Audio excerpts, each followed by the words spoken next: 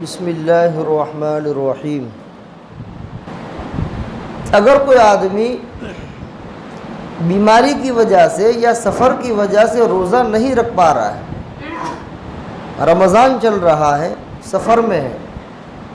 سفر کی صعوبتوں کی وجہ سے شریعت مطہرہ نے روزہ نہ رکھنے کی گنجائش دی ہے کہ ابھی روزہ نہ رکھو۔ کوئی آدمی بیمار چل رہا ہے، روزہ نہیں رکھ پا رہا ہے، کوئی حرج کی بات نہیں، ابھی وہ اسی حالت میں چل رہا ہے، مسافر سفر میں ہے اور بیمار اپنی بیماری کے اندر چل رہا ہے۔ مسافر کا ابھی سفر ختم نہیں ہوا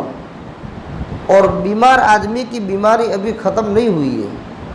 اس سے پہلے رمضان پورا ہو گیا، رمضان کے بعد کے مہینے شروع ہو گئے، لیکن سفر جاری ہے، بیماری باقی ہے، اور اسی حالت میں اس آدمی کا انتقال ہو گیا۔ تو اب بیماری کی وجہ سے اور سفر کی وجہ سے رمضان کے جو روزے چھوٹ گئے تھے اس کی قضا لازم نہیں ہوگی، اور شریعت کی طرف سے اب اس کے اوپر کسی طرح کا کوئی مطالبہ نہیں ہوگا، بلکہ وہ جو روزے چھوٹ گئے ہیں وہ معاف ہو جائیں گے، اس لیے کہ اس کو روزہ رکھنے کا موقع ہی نہیں ملا، قضا کرنے کا موقع ہی نہیں ملا، اور وہ آدمی دنیا سے چلا گیا۔ اس وجہ سے اللہ کے یہاں عفو کا معاملہ ہے، کوئی مطالبہ نہیں ہے۔ دوسری صورت، ایک آدمی سفر کی وجہ سے یا بیماری کی وجہ سے روزہ نہیں رکھ پا رہا تھا، پھر رمضان گزرنے کے بعد اس کا سفر مکمل ہو گیا، اس کی بیماری ختم ہو گئی، اب اس کو موقع ملا، مثلا 10 روزے قضا ہوئے، اب 10 روزے قضا کرنے کا اس کو موقع ملا، اب اس کی زندگی مثلا مان لو کہ 5 دن کی ہے، یعنی رمضان گزرنے کے بعد وہ صرف 5 دن زندہ رہا، اور پیچھے جو ہے اس کے روزے 10 قضا ہوئے، تو اگر اس آدمی نے روزے رکھنا شروع کر دیے تھے تو کتنے روزے ہوں گے قضا؟ 5 روزے، اس کے بعد وہ دنیا سے چلا جائے گا،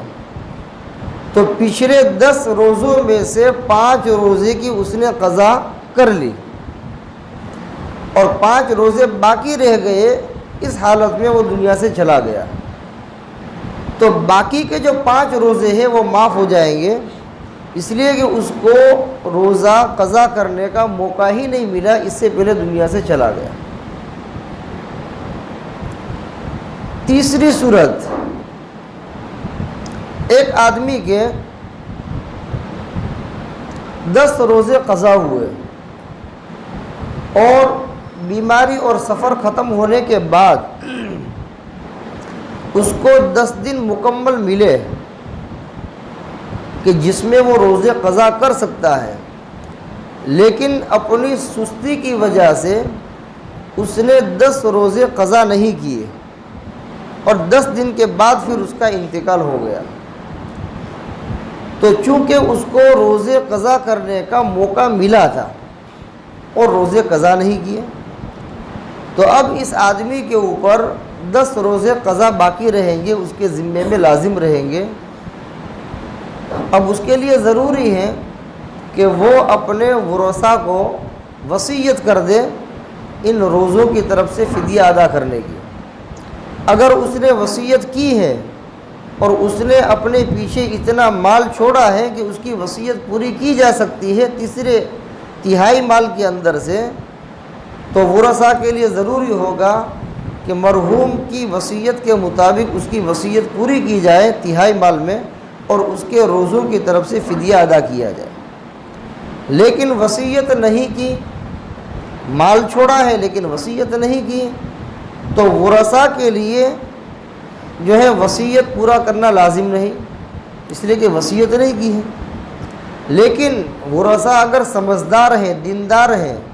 وہ یہ چاہتے ہیں کہ اپنے مرحوم کے اوپر 10 روزے کا بوجھ نہ رہے، اور قبر کے اندر اس کے لیے وبال نہ رہے، اس کی راحت رسانی کے لیے اور اس کی بھلائی کے لیے ہم مشورہ کر کے اپنی خوشی سے جو ہے 10 روزوں کی طرف سے فدیہ نکال دیں تو بہت اچھی بات ہے، اس کی طرف سے جو ہے فدیہ نکل جائے گا، مرحوم کے اوپر سے بوجھ ہٹ جائے گا۔ لیکن وصیت اگر کر دی ہے اور مال بھی چھوڑا ہے تو تہائی مال کے اندر سے اس کی وصیت کو پورا کرنا واجب ہے۔